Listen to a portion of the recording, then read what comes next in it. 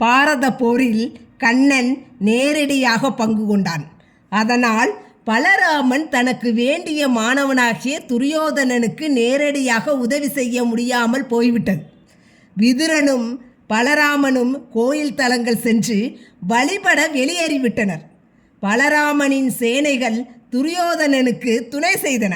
கண்ணன் அதை மறுக்கவில்லை. கண்ணன் பூமியின் சுமையை குறைக்க பிறந்தவன். இதனை சகாதேவன் நன்கு சுட்டி காட்டினான்.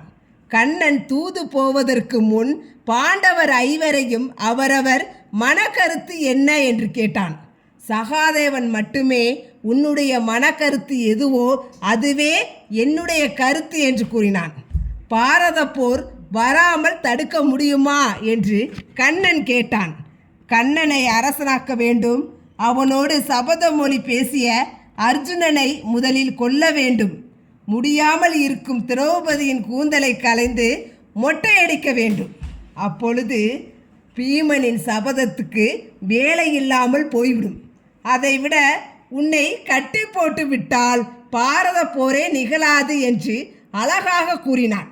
கண்ணன் தான் பாரத போர் ஆரம்பிப்பதற்கும் முடிவதற்கும் காரணம் என்பதை சொல்லி முடித்தான்.